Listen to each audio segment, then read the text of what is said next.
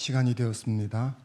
다 함께 주악에 맞춰서 하나님께 묵상기도 올려드림으로 주일 예배 시작하도록 하겠습니다.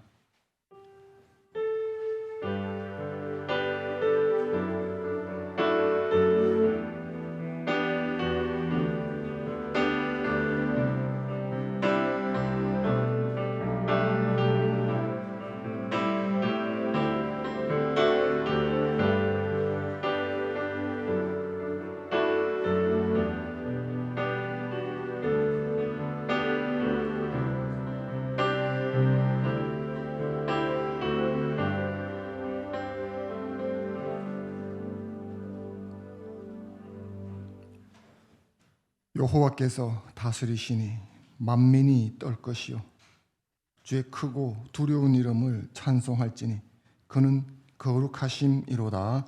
아멘. 거룩하신 하나님, 높으신 보좌 위에서 지금도 만물을 통치하시는 유일한 창조주 주권자 하나님을 찬송합니다. 하나님, 그 하나님께서 우리를 긍휼히 여기시고 멸망하는 것을 원치 않으셔서 그 아들 예수의 이름으로 구원하시고 자녀 삼아 주신 은혜로 인해 오늘 이곳에서 하나님을 예배할 수 있게 되었습니다. 크신 은혜에 감사하며 우리 하나님의 크고 높으신 이름을 찬송하기 위해 주의 백성이 모였습니다. 하나님, 이 시간 우리의 예배를 받아 주시옵소서. 하늘의 문을 여시고 이곳에 좌정하시고 우리와 함께 하시며 우리를 주의 지성소 가운데로 인도하셔서 살아있고 힘있고 능력 있는 예배 가운데로 역사하여 주시옵소서. 우리 하나님께서 우리를 붙드시고 처음과 끝까지 우리를 인도하실 것을 믿고 감사를 드리며 주 예수 이름으로 기도 드리옵나이다. 아멘.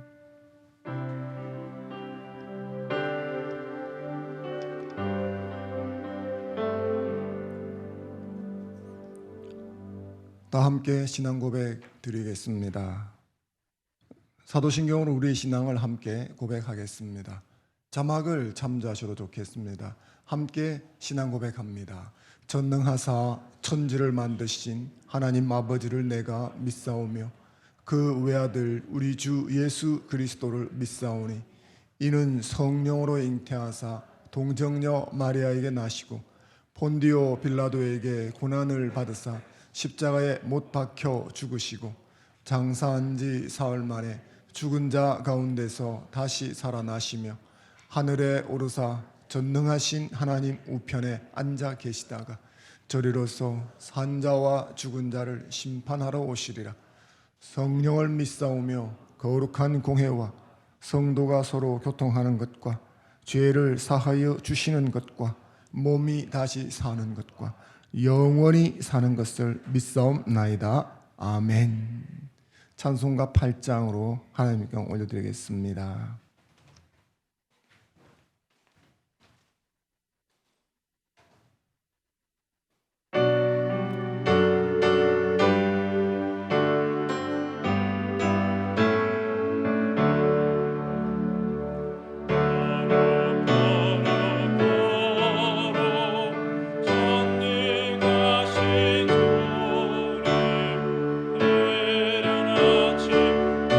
우리 주를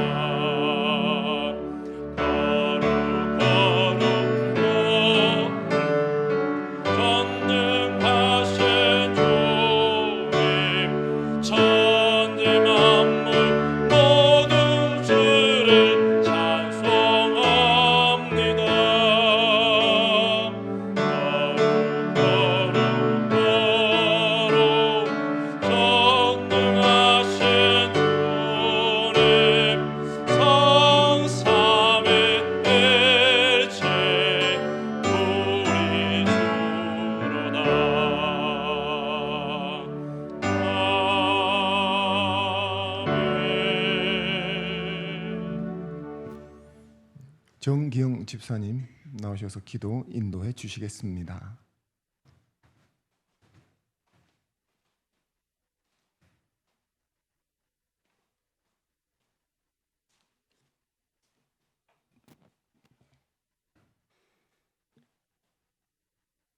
다 함께 기도드리겠습니다. 네가 만일 내 입으로 예수를 주로 시인하며 또 하나님께서 그를 죽은 자 가운데서 살리신 것을 네 마음에 믿으면 구원을 얻으리니 사람이 마음으로 믿어 의에 이르고 입으로 시인하여 구원에 이르느니라. 아멘. 사랑과 은혜와 자비가 풍성하신 하나님 아버지 감사합니다. 지금 이 시간 은혜의 부르심을 통하여 주의 거룩한 예배에 참석한 택하신 백성들에게 거룩한 영광으로 충만하게 하시며 우리 주 예수 그리스도의 놀라운 십자가의 권세와 권능으로 강건하게 하시어 주시옵소서. 사랑의 주님, 지금 전 세계가 코로나 바이러스로 힘들어하고 있사오니 믿음으로 질병을 이기게 하시고 사랑으로 서로 나누게 하시어 고통과 슬픔을 나눠지게 하여 주시옵소서.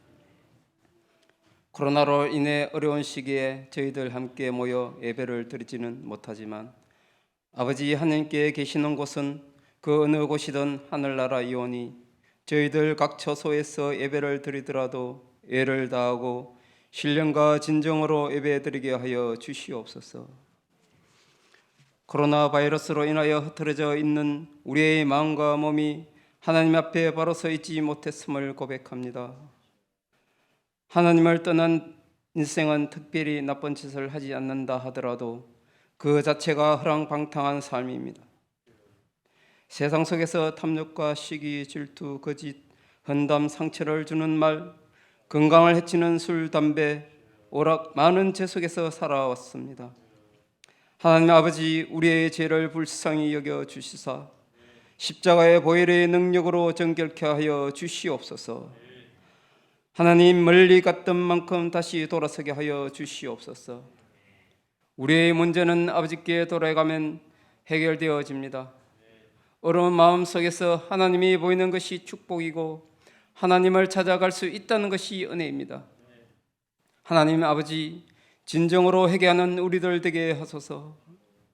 하나님께 방향을 돌림으로 모든 문제를 해결받는 합평 성도 모두가 되었으면 좋겠습니다. 사랑과 은혜가 풍성하신 하나님 아버지, 이 자리에 하나님의 은혜와 구원이 없으면 살 길이 막막한 하나님의 자녀들이 있습니다. 경제적인 문제, 영적인 문제, 건강의 문제로 육체적으로 힘들어합니다. 병상에서 우리를 붙드시고 고쳐주시는 여호와 하나님, 힘들어하는 주의 자녀들을 일으켜 세워 주시옵소서. 우리의 영과 육을 돌아봐 주소서. 하나님의 은총이 우리를 살리셔서 빛을 보게 하여 주시옵소서. 주님의 긍휼이 우리를 하나님의 영광 앞으로 인도하심에 감사합니다. 이 시간 주님의 손 의지하여 기도합니다. 경제적인 어려움과 국내적인 정치적인 갈등으로 힘든 시기를 보내고 있습니다. 나라의 안정과 침체된 경제가 회복되게 하여 주시옵소서. 사랑의 하나님, 주일 학교와 중고등부 회복되게 하시고 부흥하게 인도하여 주시옵소서. 청년들에게 하나님의 아버지의 많은 은혜를 부어 주시옵소서.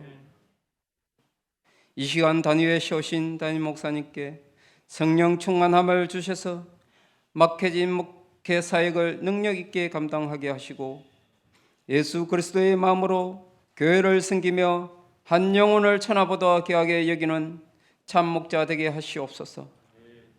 사랑의 주님, 모든 영광과 찬양을 주님 홀로 받아 주시길 원하옵니다.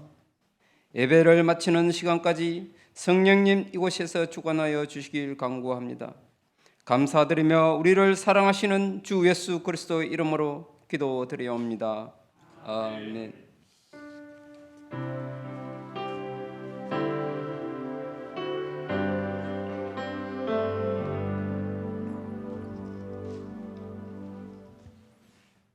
할렐루야, 반갑습니다.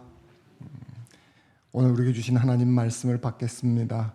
신약성경 사도행전 1장 21절로 22절까지 말씀입니다. 성경을 들고 자리에서 일어서 주십시오. 가정에서 예배드리시는 분들은 자세를 단정히 하시고 하나님 말씀을 같이 한 목소리로 읽었으면 좋겠습니다. 21절 22절 읽겠습니다. 시작.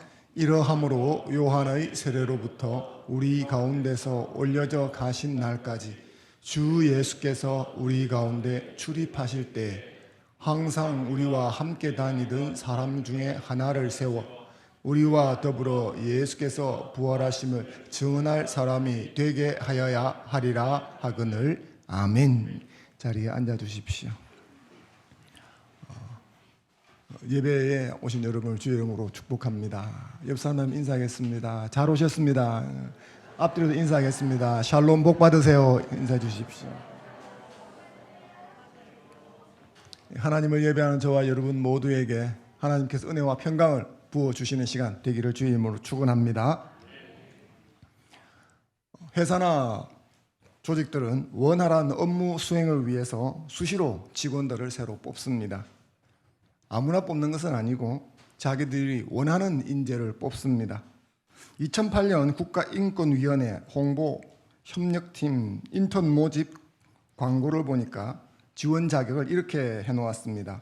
영어 능통자, 인권 관련 번역, 통역 경험자 우대, 인권 활동에 관심을 가지고 있는 자, 이렇게 채용 공고를 냈습니다.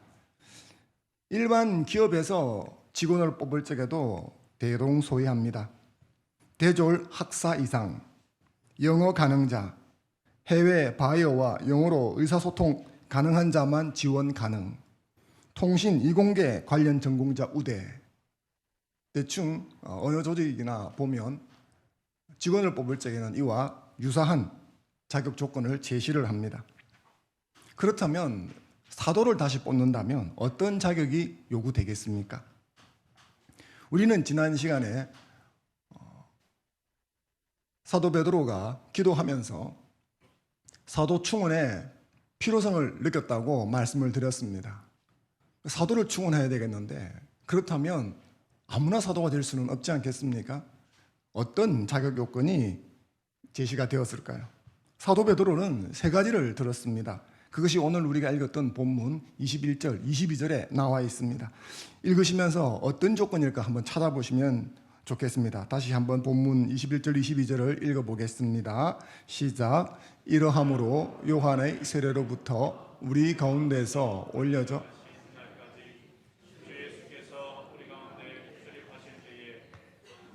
우리와 함께 다니던 사람 중에 하나를 세워 우리와 더불어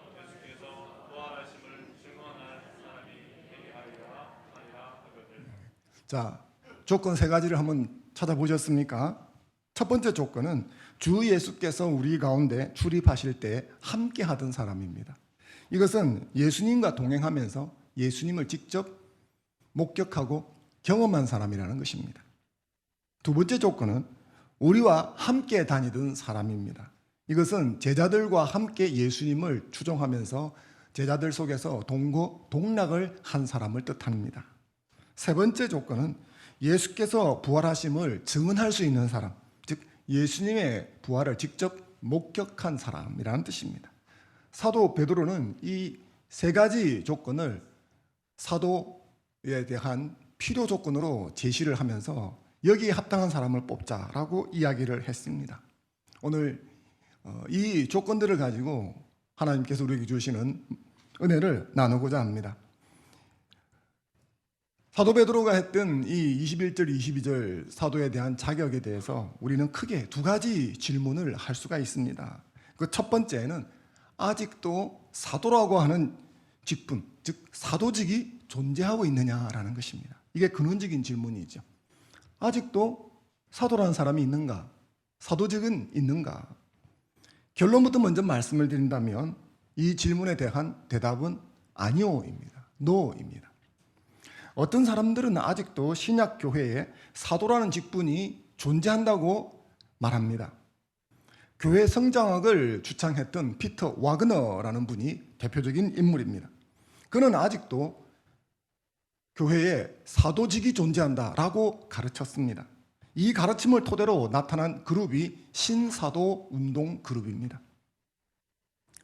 한 번쯤 여러분이 들어보셨는지 모르겠지만 신사도 운동은 기적, 치유, 예언, 환상 이런 것들을 아주 중시하는 기독교 분파입니다. 그들은 사도행전에 나오는 사도들처럼은 아니지만 기적과 권능을 일으키고 특히 치유와 예언을 하는 특별한 사람이 있다라고 주장합니다. 이 특별한 사람이 사도입니다. 그리고 이들을 통해서 하나님 나라와 교회가 세워지고 확장되어져 간다라고 주장을 합니다. 그래서 이들 신사도 운동 그룹에서는 자칭 타칭 사도라는 분이 많습니다. 하나님께서 이 사도라는 사람들에게만 특별한 계시를 주시고 그들을 통해서 하나님의 사역이 이루어져 간다라고 말합니다. 하지만 제가 앞서 결론적으로 먼저 말씀드렸던 것처럼 사도란 직분은 한시적인 직분이요 특별한 임시직이었습니다. 개혁주의 신앙에 있어서 사도직은 교회 역사에서 단회적으로 나타났던 특별 임시직이었습니다. 사도시대 이후에도 사도들처럼, 즉 사도행전에 나오는 사도들처럼 아주 권위 있으며 기적과 치유를 일으키고 놀라운 리더십과 영향력을 발휘했던 많은 분들이 있었습니다. 하지만 그들을 향해서 그분들이 사도다라고 말한 적은 없었습니다. 교회 사가들은 이런 분들을 사도에 준하는 사람이다 해서 속사도라고 불렀습니다. 그리고 이 속사도 시대가 지나갔을 때 역시 그와 같이 놀라운 영향력을 끼쳤던 사람들이 나타났을 때 그들을 교부라고 불렀습니다. 단 한 번도 그들을 사도라고 부른 적이 없었습니다. 따라서 지금 이 시대에 자신을 사도라고 하거나 어떤 특정인을 사도라고 지칭하면서 추종하는 것은 기독교의 역사성을 무시하는 행위입니다. 성경에 나왔다고 해서 그 이름이 있다고 해서 항상 존재하는 직분, 이걸 항존직이라고 합니다. 항존직이 되는 것은 아닙니다. 성경에 기록된 직분 가운데서 지금도 계속 이어지는 직분이 있고 그때 한시적으로 주어져서 사라진 직분도 있습니다. 기독교 강요를 지었으며 개혁 교회 신앙을 총집대성했던 장 깔뱅은 4가지 직분만을 인정했습니다. 목사, 장로, 교사, 집사. 이 4가지 직분만이 계속되는 직분이라고 언급을 합니다. 사랑하는 성도 여러분, 자칭 타칭 사도라고 하는 사람들과 그 추종자를 경계하시기 바랍니다. 한국 교회에도 신사도 운동을 표방하는 많은 집회와 그리고 교회들이 있습니다. 그리고 큰 교회들도 있습니다. 그런데 이 그룹에서 좋은 영향을 끼치는 것도 있지만 아주 위험한 것들도 있습니다. 그 대표적인 것 중에 하나가 예언입니다. 신사도 운동 그룹에서는 자칭 타칭 사도라고 주장하는 사람들이 있는데 그들은 하나님께서 오늘날에도 자신들을 통해서, 즉 자신들이 하는 예언을 통해서 계시가 계속되고 있다고 주장을 합니다. 이 말은 대단히 위험한 말입니다. 무슨 말이냐 하면 성경이 오늘날에도 계속 쓰여질 수 있다고 하는 말입니다. 하지만 우리는 하나님의 구원 계획에 대한 성경 계시가 종료되었음을 고백합니다. 계시록 22장 18절, 19절 말씀을 같이 한번 읽어보겠습니다. 시작. 내가 이 두루마리에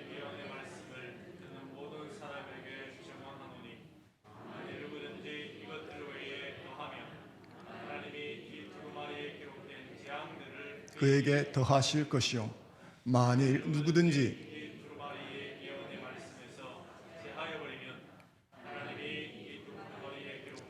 생명나무와 및 거룩한 성에 참여함을 제하여 버리시리라. 아멘. 우리는 이 말씀에 따라 구원에 관한 성경 계시가 종료되었음을 확인합니다. 성경 말씀은 더할 것도 없고 제할 것도 없습니다. 동의하십니까? 믿으십니까? 그렇습니다. 그런데 신사도 운동을 하는 사람들은 이 성경 말씀과 더불어 하나님께서 자신을 통해서 했던 예언이라고 하는 것들을 동일 선상, 동일 권위에 두고 지속된다고 말을 합니다. 하지만 그렇지 않습니다. 삼위일체 하나님은 성경을 통해서 말씀하십니다. 성경 밖에서 말하는 것이 아닙니다. 성경 밖에서 말하는 것들도 성경 안에서 검증을 받는 것입니다. 이미 주어진 성경이 뭔가 부족해서 더해야 한다면 이 계시록 22장 18절, 19절 말씀을 부인하는 것입니다. 따라서 현 시대에도 어떤 특정인이 사도가 될 수 있다, 혹은 어떤 특정인이 사도다라고 하는 주장은 마땅히 거부해야 될 줄로 믿습니다. 신사도 운동을 하는 그룹에 속한 분들은 그 리더들을 보면 경건하며 하나님을 찬송하고자 하는 분들이 많이 있습니다. 그래서 그들을 윤리, 도덕적으로 탓할 수는 없습니다. 오히려 하나님을 향한 열정 같은 것은 본받을 필요가 있습니다. 그러나 그렇다고 그것이 진리가 되는 것은 아닙니다. 항상 모든 것의 근간은 바로 기록된 성경이 되어야 될 줄로 믿습니다. 따라서 이렇게 주장하는 신사도 운동을 경계하는 여러분이 되셨으면 좋겠습니다. 오늘날에도 사도가 존재하는가라는 질문을 제가 던졌습니다. 그리고 오늘날에는 사도라는 직무가 없다, 즉 사도직이라는 것은 없다라고 대답을 했다면 두 번째 질문이 자연스럽게 따라오게 되어집니다. 사도라는 직분이 없다면 사도 선출을 위해서 제시되었던 이 세 가지 조건이 오늘날 우리에게 무슨 상관이 있을까라는 거죠. 그때 당시에 특별적 임시직으로 세 가지 조건이 필요했는데 지금은 그 직분이 사라졌는데 이 조건이 우리랑 상관이 있을까? 그렇다면 그 직분이 사라졌으니까 지금 이 파트, 이 조건 부분도 우리가 역시 생략해야 되는가 하는 질문이 따라오는 것이죠. 제가 사도라는 직분이 단회적이며 한시적이며 임시적으로 주어진 것이다 라고 말씀을 드렸기 때문에 사도를 뽑는 조건 역시 우리랑 아무 상관이 없다라고 생각하기 쉽습니다. 하지만 그렇지는 않습니다. 어떤 개인이 사도직을 대신하고 계승하는 것은 결코 있을 수 없습니다. 교황이나 혹은 어떤 특정 인물이 사도직을 계승했다라고 하는 것은 큰 잘못입니다. 사도는 더 이상 존재하지도 않고 지금은 사도의 교훈과 사역만이 남아있을 뿐입니다. 하지만 사도적 계승이라고 하는 말은 성경적 용어예요. 지금도 계속 사용되는 말입니다. 내가 사도요, 사도직이다, 사도직을 내가 이었다라고 하는 말은 잘못되었지만 사도적 계승이라고 하는 말은 그와 다르다는 것입니다. 사도적 계승이란 사도들의 교훈과 증거를 이어받았다는 것을 뜻합니다. 사도적 교훈을 계승한다는 것은 신약 성경을 통해 전수된 사도들의 신앙과 고백을 따른다는 것을 의미합니다. 따라서 내가 사도다, 저 사람이 사도다 라는 말은 쓰면 안 되지만 이런 의미에서 사도적이라는 말은 가능한 것입니다. 그래서 여러분들이 사도다 그리고 사도적이다 하는 이 둘을 구분해서 들을 수 있어야 합니다. 어떤 사람이 사도일 수는 없지만 신자가 사도적 삶을 사는 것은 가능하고 그것은 마땅히 권장해야 하는 것입니다. 어떤 교회에 사도가 존재하면 안 되지만 그 교회가 사도적 교회가 되어야 하는 것은 두말할 나위가 없는 것입니다. 이 구분과 차이를 아시겠습니까? 그래서 이 교훈 역시도 오늘날 우리에게 필요한 것입니다. 우리가 사도적 삶을 살기 위해서, 우리 교회가 사도적 역할을 감당하기 위해서 이 조건들이 필요하다라는 것입니다. 그러면 이 사도적 계승의 관점에서 이 세 가지 조건이 우리에게 어떻게 적용되는가 하는 것을 살펴보겠습니다. 첫 번째 조건은 무엇이었습니까? 주 예수께서 우리 가운데 출입하실 때 함께 하던 사람, 예수님과 동행하며 직접 예수님을 경험했던 사람이죠. 문자적으로 그 당시에 사도를 뽑는 조건이었습니다. 문자적으로 여기에 해당하는 사람은 지금 아무도 없습니다. 하지만 이것을 사도적 계승적인 측면에서 본다면 이 조건은 주님과 동행하는 삶을 요구한다는 것을 알 수가 있습니다. 사도적 사명으로 부름받은 신자는 주님과 동행하는 삶을 살 것이 요구됩니다.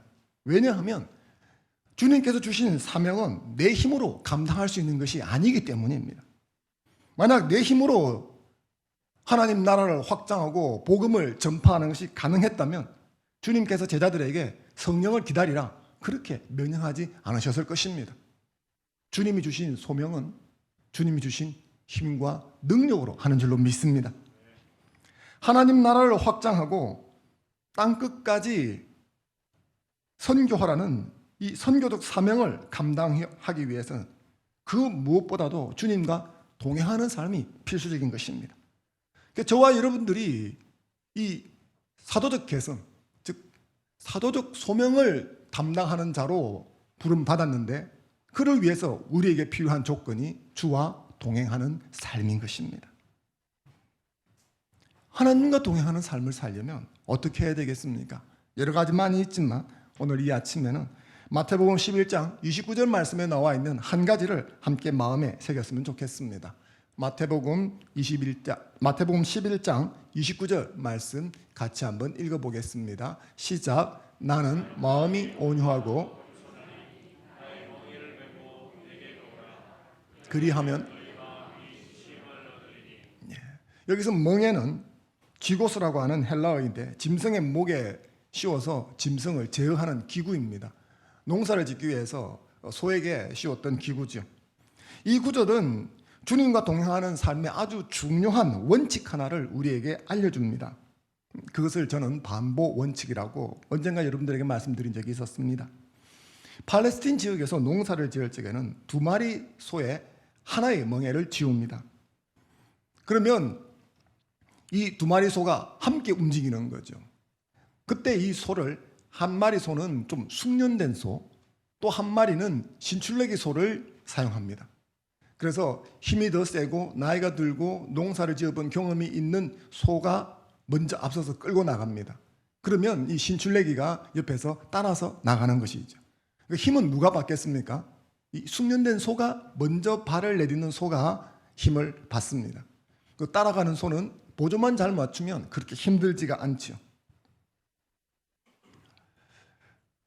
주님께서 내 멍에를 메라 하셨을 적에는 이 팔레스틴 농법을 염두에 두시고 이 말씀을 듣는 사람들 역시 그곳에서 농사를 짓는 것을 보거나 경험했기 때문에 쉽사리 이 점들을 이해를 했었습니다.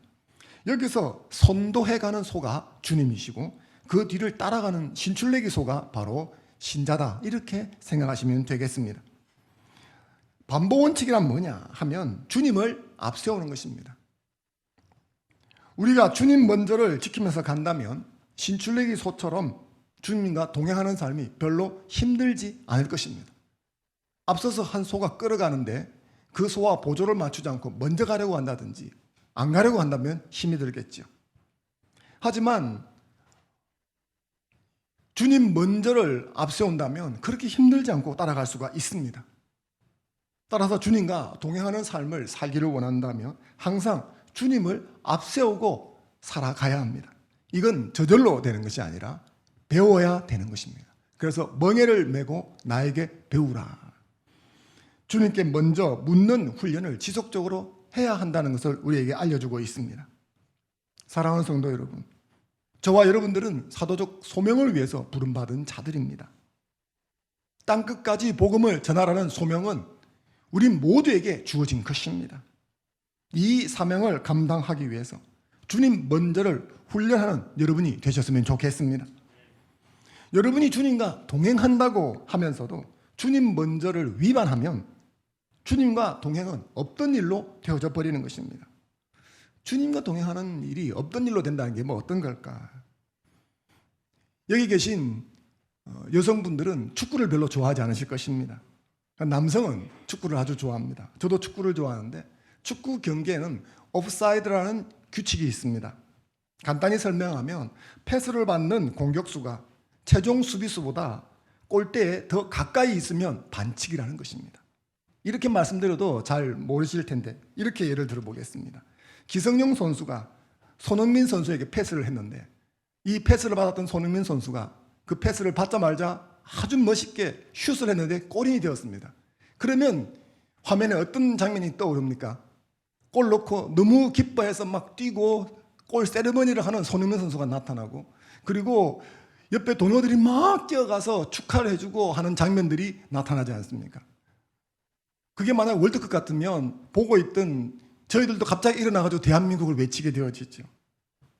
그런데 잘 보시면 그 선수가 골을 넣고 환희를 하고 골 세레머니 하기 전에 먼저 하는 행동이 있습니다.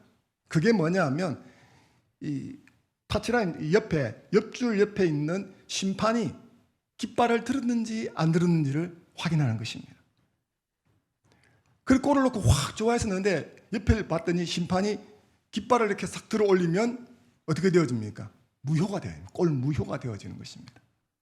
아무리 멋진 골을 넣었다 할지라도 심판이 깃발을 들면 반칙선언, 즉 업사이드 규칙을 위반했다 해서 골 무효가 되어지는 것입니다.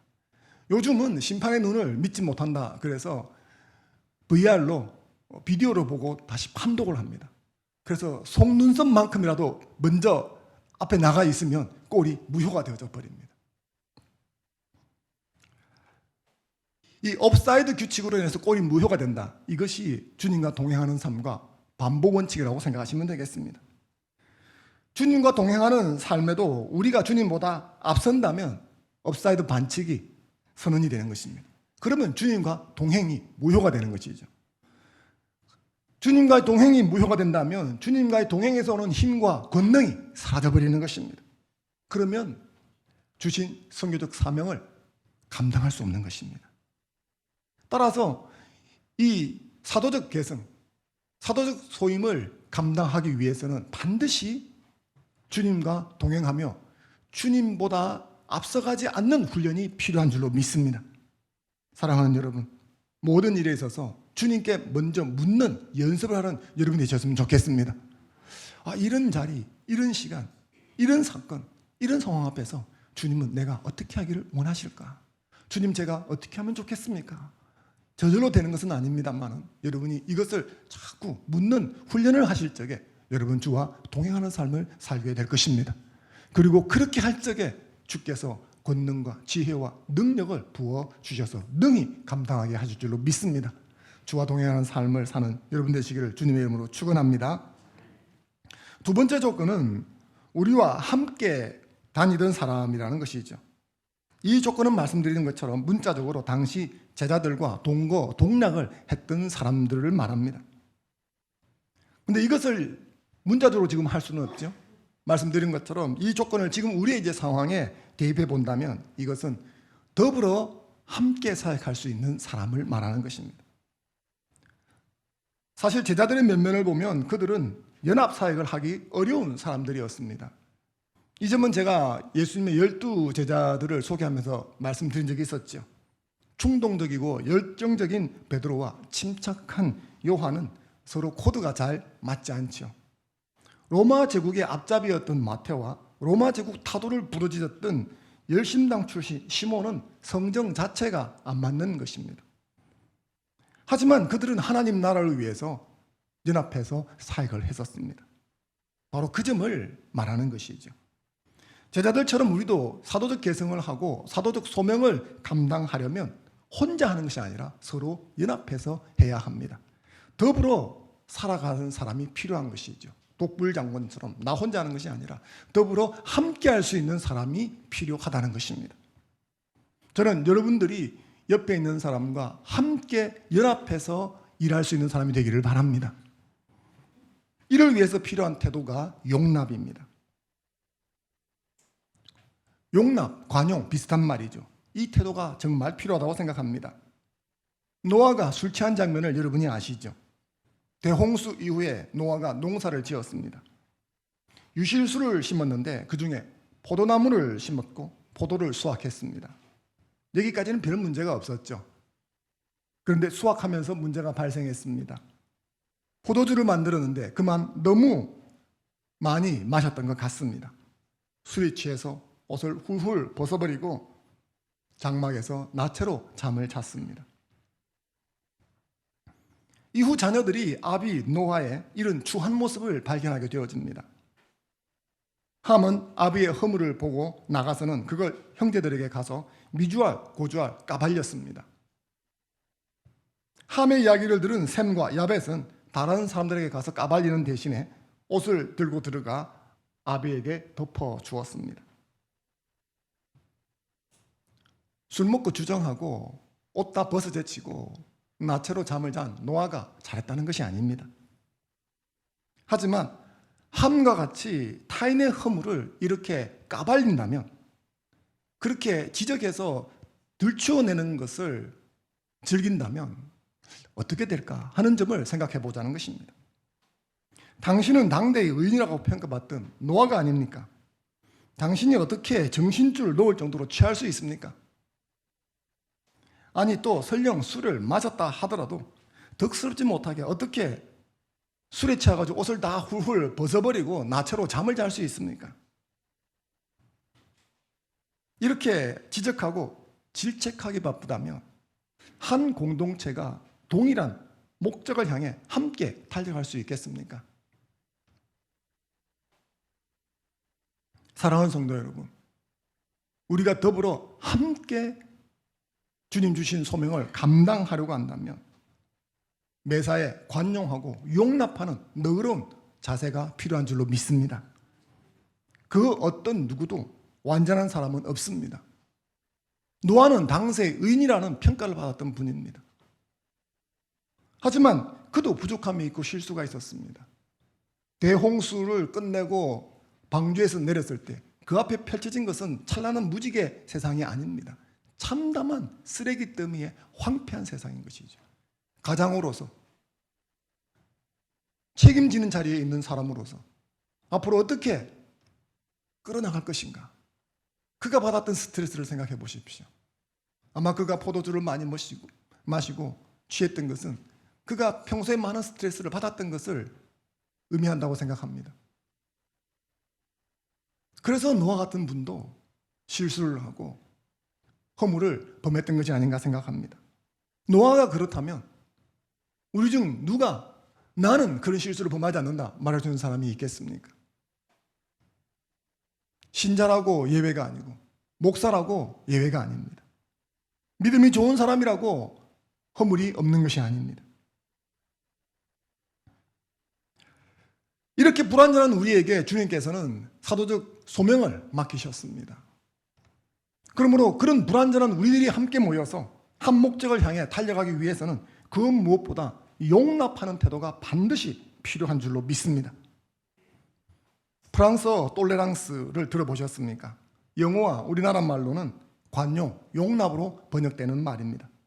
그런데 원래 이 톨레랑스는 견디다, 참다를 뜻하는 라틴어 톨레라레에서 온 말인데 견딘다는 것입니다. 참고 견딘다. 용납과 관용, 무슨 말입니까? 상대방을 있는 그대로 받아들이고 서로 다름에서 오는 차이, 이걸 참고 견딘다는 것입니다. 쉬우면 참고 견딜 필요가 없지 않겠습니까? 외톨이처럼, 독불장군처럼 혼자 영웅놀이 할 것이 아니라면 우리는 상대방을 용납하고 그것을 견뎌야 하는 것입니다. 사랑하는 성도 여러분, 내 옆에 있는 사람들을 용납하는 여러분이 되셨으면 좋겠습니다. 우리는 그리스도 예수 안에서 하나님의 사랑으로 먼저 용서받고 용납받은 자들입니다. 맞습니까? 골로새서 3장 13절 말씀 같이 한번 읽어보겠습니다. 시작. 누가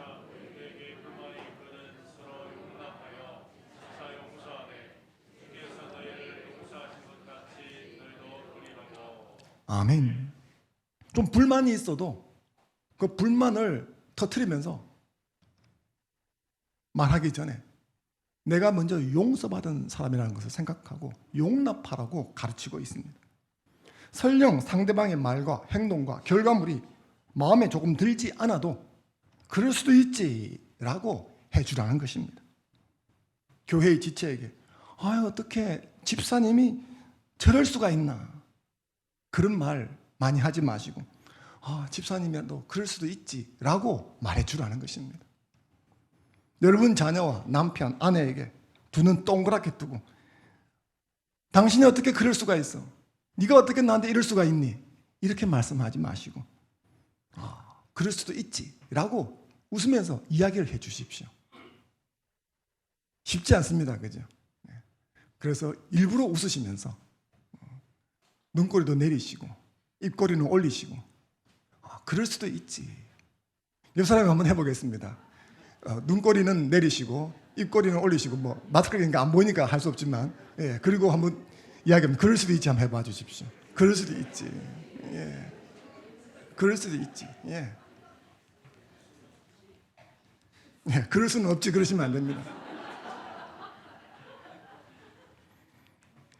우리가 효율성을 추구하고 완벽성을 추구하는 시대에 살고 있다 보니까 그럴 수도 있지가 잘 안 되는 것입니다.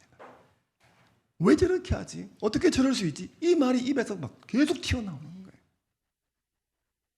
그러면 함께 갈 수가 없는 것입니다. 사랑하는 성도 여러분, 그럴 수도 있지 라는 말과 정신으로 사명을 감당하는 여러분 되시기를 주님의 이름으로 축원합니다. 세 번째 조건은 예수께서 부활하심을 증언할 수 있는 사람입니다. 사도의 조건 중 하나로서 거론되는 이것은 부활을 직접 목격했던 사람을 뜻합니다.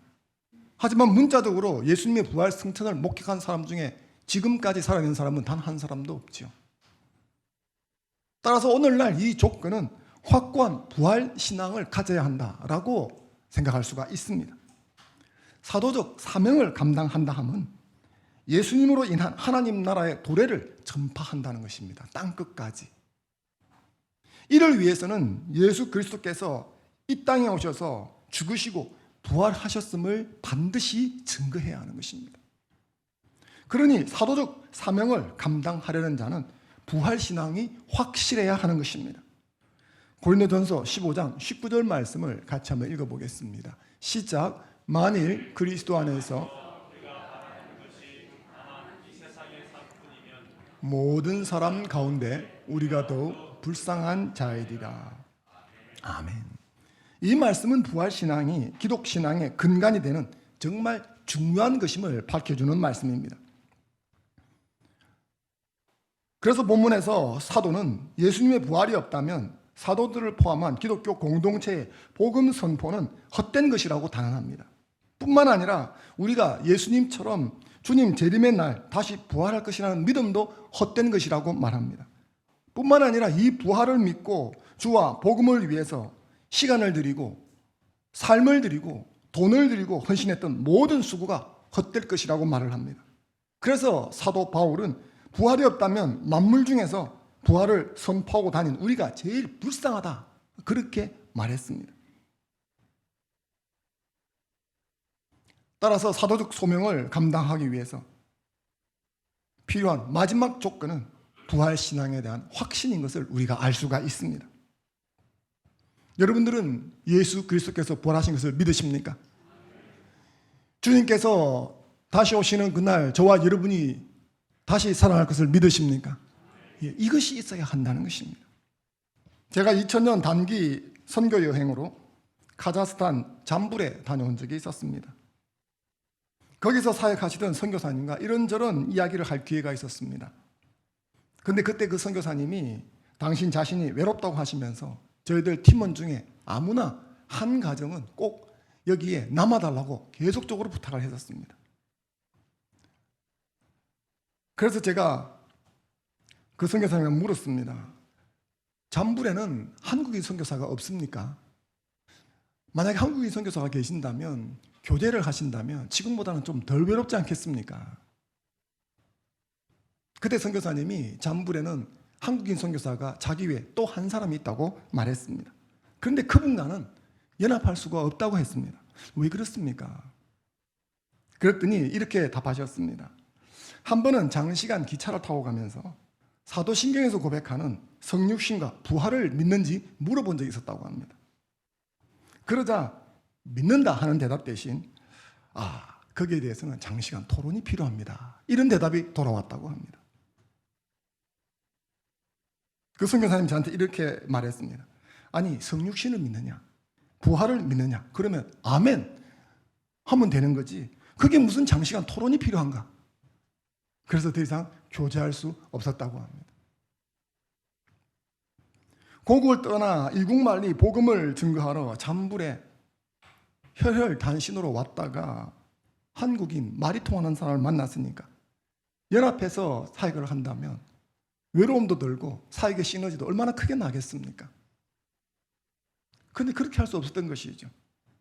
그 이야기를 듣고 제게 든 생각은 이런 것이었습니다. 아니, 부활신앙에 대한 확신도 없이 뭐하러 이 멀리까지 와 있는가 하는 생각이었습니다. 예수 그리스도의 죽으심과 부활에 대해서 확신하지 못하는 사람이 그곳에 가서 뭘 전합니까? 구제하러 갔나요? 구제도 해야 되지만 저와 여러분에게 맡겨진 소명은 주님 다시 오실 때까지 예수를 믿고 하나님 나라에 동참하도록 하나님을 증거하고 하나님 나라를 확장하는 데 있는 줄로 믿습니다. 사랑하는 성도 여러분, 부활신앙을 확고하게 붙드시는 여러분 되시기 바랍니다. 언젠가 러시아에서는 한때 초, 중, 고등학생들에게는 모스크바에 있는 무신론 박물관을 반드시 견학시키는 과정이 있었다고 합니다. 그때 한 안내인이 한 무리의 학생들에게 종교의 해악을 증명하면서 여러 가지 전시품들을 보여주었다고 합니다. 학생들은 그 진화 박물관에서 인간이 동물로 어떻게 진화되었는지 설명하는 그림들, 끔찍한 종교 재판 장면 같은 것들을 구경했다고 합니다. 그때 한 안내인이 오래된 십자가를 보여주면서 이렇게 말했습니다. 학생들, 옛날에는 사람들이 아주 무식했습니다. 무지했어요. 그래서 그들은 예수라는 사람이 하나님의 아들이라고 믿었고 십자가에 달려 죽었다고 부활했다고 믿었습니다. 그들은 무식하게도 누구든지 예수를 믿으면 죄 용서받고 예수가 부활했던 것처럼 자신들도 죽은 자 가운데서 부활해서 영원히 아름다운 삶을 누릴 것이라고 믿었습니다. 이게 정말 무식한 짓이죠. 이렇게 이야기를 했습니다. 이 이야기를 듣던 학생들 가운데 12살 된 소녀가 있었는데 이 소녀가 갑자기 울기 시작했습니다. 왜 우냐고 물으니까 이 소녀가 이렇게 답했습니다. 선생님, 저는 죽는 게 무서워요. 전 장례식에 갈 때마다 언젠가 나도 저렇게 관 속에 눕게 되고 모든 게 다 끝장이 날 거야 하는 생각을 하면 너무 두려웠어요. 그래서 전 똑똑해서 죄에 짓눌려 사는 것보다는 살면서 천국을 놓치는 것보다는 어리석더라도 죄를 용서받고 부활하는 것이 더 좋아요. 여러분 어떻습니까? 똑똑해서 부활하지 않는 게 좋습니까? 어리석고 좀 미련하더라도 부활하는 게 좋습니까? 답이 없으시군요. 이 소녀처럼 어리석다는 말을 듣더라도 부활이 있는 것이 훨씬 좋은 것 아닙니까? 부활을 논리적으로 과학적으로 명쾌하게 설명할 수 있으면 좋겠지만 그렇지 못하다 해도 부활신앙을 확고하게 붙드시는 여러분 되셨으면 좋겠습니다. 부활을 증거하는 사명자의 길을 걸어가는 여러분 되시기를 주님의 이름으로 축원합니다. 성경에는 그릇에 대한 아주 유명한 구절이 있습니다. 바로 디모데후서 2장 20절 말씀입니다. 같이 한번 읽어보겠습니다. 시작. 큰 집에는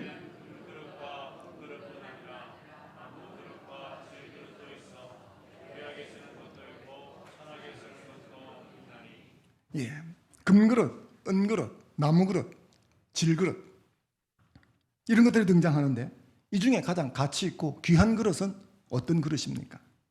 얼핏 생각하면 재질이 결정할 것 같죠. 그래서 금이 제일 귀하니까 금그릇, 다음은 은그릇 이렇게 생각할 수 있습니다. 하지만 그릇의 가치는 재질에 있는 게 아닙니다. 용도에 있는 것이죠. 매우 똑똑하고 지혜롭지만 얼굴이 못생긴 어떤 랍비가 있었습니다. 이 랍비가 어느 날 로마 황제의 딸과 만나게 되었습니다. 공주죠. 이 공주는 랍비를 보더니 이토록 총명한 지혜가 이렇게 못생긴 그릇에 담겨 있다니 랍비의 얼굴을 대놓고 이 말을 했습니다. 자, 듣는 랍비가 기분이 좋았겠습니까? 안 좋았겠습니까? 안 좋죠. 근데 이 랍비가 정말 똑똑하고 지혜로운 거죠.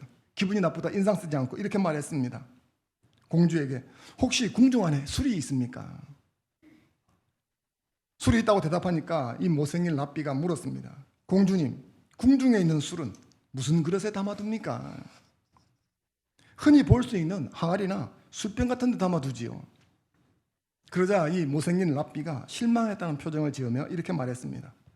대로마의 공주님 같이 높고 훌륭하신 분께서 금이나 은그릇도 많을 텐데 왜 그런 싸구려 그릇을 쓰십니까? 가만히 생각해 보니까 이 랍비 말이 맞는 것 같아요.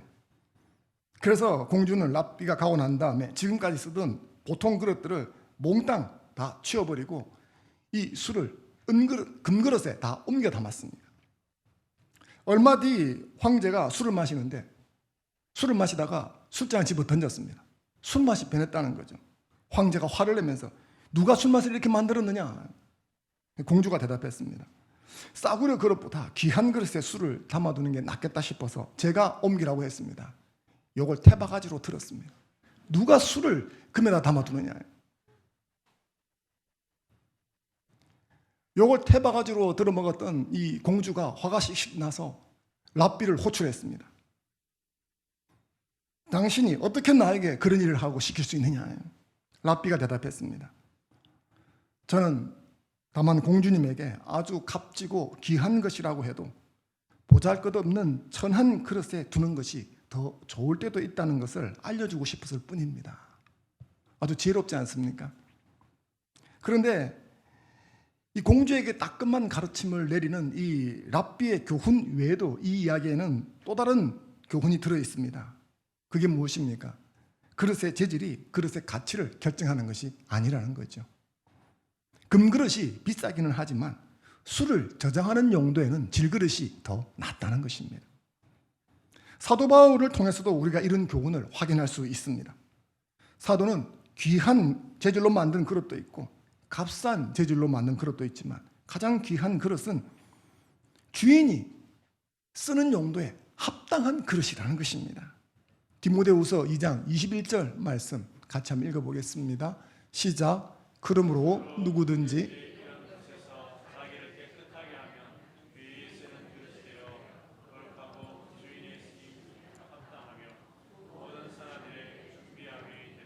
아멘. 주인이 쓰려고 하는 용도에 적합한 그릇, 그 그릇이 귀한 그릇이고 가치 있는 그릇이 되는 것입니다. 사랑하는 성도 여러분, 우리 신자들이 하나님의 집에 있는 그릇입니다. 여러분이 그릇인 것입니다.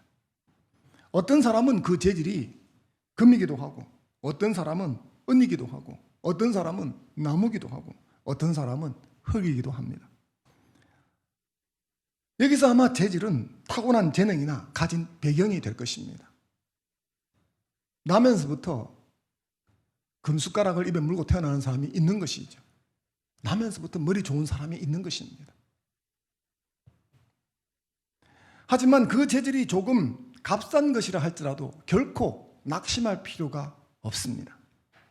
술을 저장하고 싶은 사람이 필요한 그릇은 금그릇이 아니라 항아리이기 때문에 그런 것이죠. 오크나무로 만든 오크통이 필요한 것입니다. 하나님의 쓰려고 하는 그 용도에 적합하면 그 사람이 귀한 그릇, 가치 있는 인생이 되는 줄로 믿습니다. 사랑하는 성도 여러분, 하나님은 저와 여러분들을 땅끝까지 증인이 되어 하나님 나라를 전파하는 그 일에 부르신 줄로 믿습니다. 하나님은 사도적 사명을 위해서 저와 여러분을 부르신 것입니다. 이것을 여러분이 마음에 새기셨으면 좋겠습니다. 그저 나 잘 먹고 잘 살라고 부른 게 아닙니다. 그저 내가 살아가는데 어떤 도움을 받으라고 부르신 것이 아닙니다. 그 도움을 주시는 이유도 사도적 사명을 감당하라고 그 은혜를 베풀어 주시는 것입니다. 그러므로 오늘 제가 여러분들에게 말씀드렸던 이 세 가지 조건을 마음에 새기고 사는 여러분이 되셨으면 좋겠습니다. 만약 그렇게 한다면 여러분의 인생은 귀하고 가치 있는 인생이 될 줄로 믿습니다. 여러분의 재질은 여러분이 바꿀 수가 없습니다. 그러나 주인이 쓰려고 하는 그 용도에 적합한 것은 저와 여러분이 할 수 있는 일인 것입니다. 앞으로 한 주간 동안 사도 베드로를 통해서 들려주신 이 자격 요건을 마음에 새기고 살아가는 저와 여러분 되기를 주님의 이름으로 축원합니다. 잠시 주신 말씀 붙들고 함께 기도하는 시간 갖겠습니다.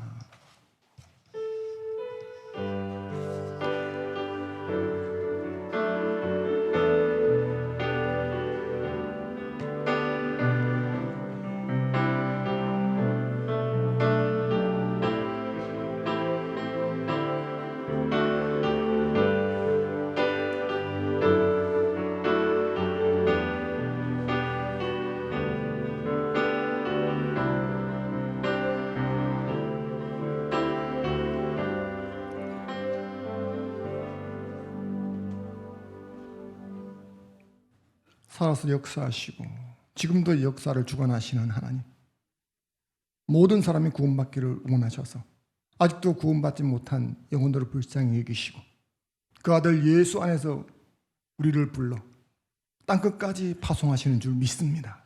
주님, 이 사도적 소명이 내게 주어졌음을 자각하는 우리가 되게 하여 주시옵소서. 이 소명을 감당하기 위해서 주신 세 가지 조건을 가슴에 새기며 주여 내가 달려가겠습니다. 주여 우리 교회가 사도적 소명을 감당하는 교회가 되게 하여 주시옵소서. 고백하고 헌신하고 몸부림치는 우리가 되게 하여 주시옵소서. 아프신 분들 위해 잠깐 기도하겠습니다. 자신의 아픈 부에서 얹어주시기 바랍니다. 믿는 자들에게는 이런 표적이 따르리니 곧 그들이 내 이름으로 귀신을 쫓아내며 새 방언을 말하며 뱀을 집어올리며 무슨 독을 마실지라도 해를 받지 아니하며 병든 사람에게 손을 얹은즉 나으리라. 아멘. 전능하신 하나님, 우리를 불러 땅까지 복음을 전하라는 이 선교적 사명을 주셨는데 이 사명을 감당하기 위해서 또한 권능도 함께 부어주신 줄 믿습니다. 이 사도적 소명을 감당하는데 필요한 물자와 재원이 있다면 주님께서 다 넘치도록 부어주실 줄 믿습니다. 우리 육신의 질병이 이 소명을 감당하는데 장애가 된다면, 지장이 된다면, 걸림돌이 된다면 주께서 즉시 낫게 하시고 치워주실 줄 믿습니다. 이 믿음으로 우리 육신의 질병에 손을 얹었사오니 주여 말씀대로 이루어지게 하여 주시옵소서. 귀신이 쫓겨나가게 하옵소서. 이미 치매되어 상함 입었던 육신은 회복되게 하여 주시옵소서. 병든 자가 자리에서 벌떡 일어나게 하여 주시옵소서. 나사렛 예수 이름으로 명하노니 믿음으로 손원전 부위에 있는 질병은 이 시간 깨끗하게 나음을 입을지어다. 통증은 사라져버릴지어다. 주 보좌로부터 치료하는 광선이 발하여져서 그 온 몸을 관통하고 지나갈 적에 그 속에는 모든 것들은 치유될지어다. 주의 이름으로 선포하였습니다. 외양께서는 송아지가 절로 펄쩍펄쩍 뛰는 것처럼 주님을 찬양하는 복된 입술들이 다 되게 하여 주시옵소서. 감사합니다. 예수님 이름으로 기도 드렸습니다. 아멘. 찬송가 450장 찬양 드리고 봉헌 올리도록 하겠습니다.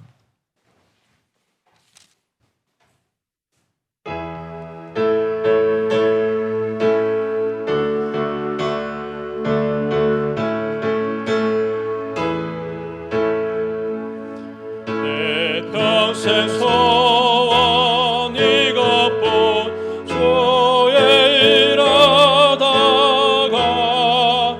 이 세상 이별하는 날 주 앞에 가리라.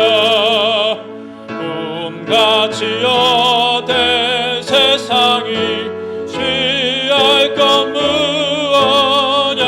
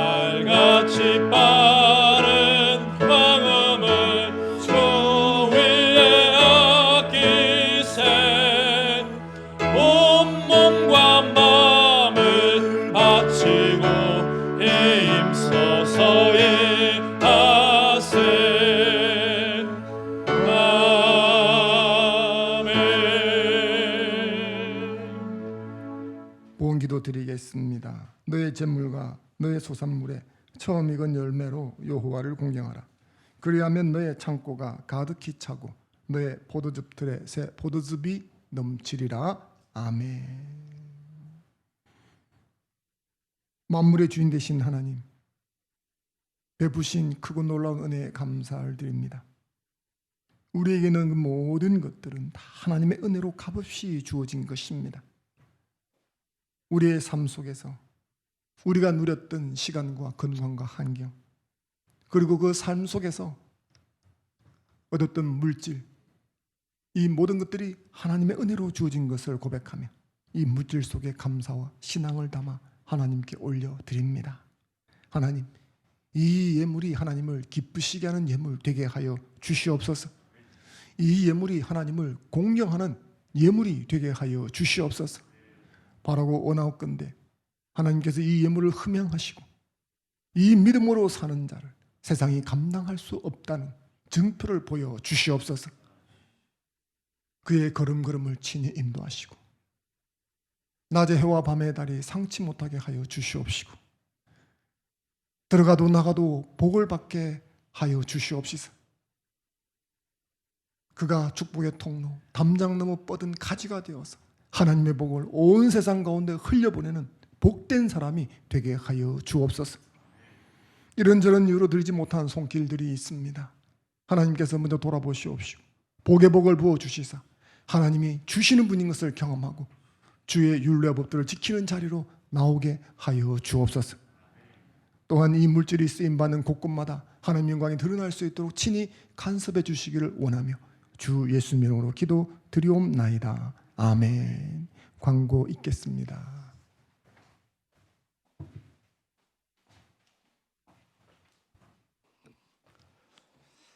광고 드립니다. 성도님들께서는 몸이 아프시거나 증상이 있으신 분 등 부득이한 경우를 제외하고는 주일날 주일 예배를 예배당에 오셔서 드려주시기 바랍니다. 교회에서 소독 방역, 생활 속 거리두기, 발열 체크, 손 소독, 소규모 모임 자제, 함께 식사 자제, 마스크 착용 등 방역 지침을 잘 준수하고 있으며 성도 여러분들의 적극적인 협조 속에서 공예배의 안전에 최선을 다하고 있습니다. 성도님들은 주의 백성이 주일날 주의 집에서 예배 드림이 특권이며 감사의 조건임을 아시고 현장 예배에 참석해 주시기 바랍니다. 2번입니다. 다음 주일 예배에 참석하실 순입니다. 1부 예배는 남 1, 2마을과 여 4, 5마을, 2부 예배는 여 1, 2, 3마을 한나순 청년부가 되겠습니다. 3번입니다. 7월 월삭 새벽 예배가 7월 1일 수요일 오전 9시 본당에서 있습니다. 기도 인도에는 김영수 집사님. 4번입니다. 남 리더십 모임이 이번 주 수요일 7월 1일 수요 예배 후에 삼청 패션홀에서 있습니다. 리더십들은 기억해 주시기 바랍니다. 5번입니다. 차재욱 김선미 선교사 부부가 치료를 위하여 잠시 귀국하였습니다. 현재 자가격리를 마친 상태이며 다음 주일은 본교에서 예배에 참석할 예정입니다. 위하여 기도해 주시기 바랍니다. 6번입니다. 소망순 소속의 정미연 성도님, 정승현 집사님의 부친 되십니다. 전국 방송 예배, 발인 예배가 6월 22일 토요일 아니고 월요일에 있었습니다. 유족들의 하나님의 위로가 있기를 바랍니다. 7번입니다. 지난 6월 25일 이현옥 집사 여이스마을의 엔젤 순 소속입니다. 이현옥 집사님의 시모상이 있었습니다. 유족들에게 하나님의 위로와 안총이 있기를 기도드립니다. 8번입니다. 이번 주 수요 예배는 배신여 목사님께서 인도하십니다. 위하여 기도해 주시기 바랍니다. 7월달 기도 및 안내위원 명단이 교회 게시판과 엘리베이터에 비치되어 있습니다. 코로나19로 인하여 교회 주보가 조금 약식된 관계로 주보에 싣지 못했습니다. 죄송합니다. 그럴 수도 있지 하고 이해해 주시기 바랍니다. 9번 다음 주 기도 인도 및 안내위원입니다. 1부의 기도의 조지한 집사, 2부 기도의 전지현 집사, 수요 기도의 김명숙 권사, 본당 안내의 전지현 집사와 새가족부, 정문 안내의 성장순이 헌신하시겠습니다. 찬송가 459장 찬양하고 축복기도 후에 예배를 폐하도록 하겠습니다.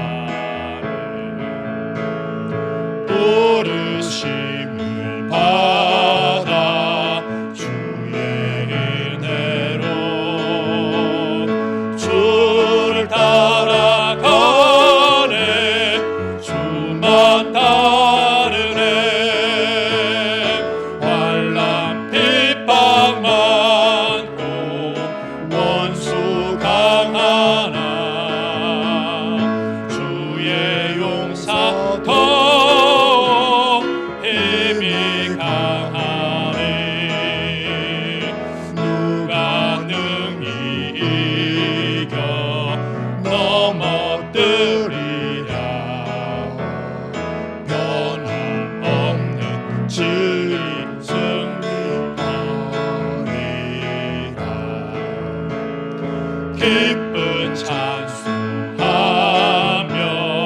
주의 은혜로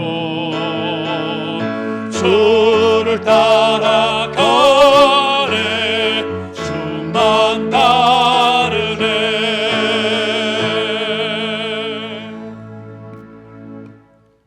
여호와는 너에게 복을 주시고 너를 지키시기를 원하며 여호와는 그의 얼굴을 너에게 비추사 은혜 베푸시기를 원하며 여호와는 그 얼굴을 너에게로 향하여 드사 평강 주시기를 원하노라. 아멘.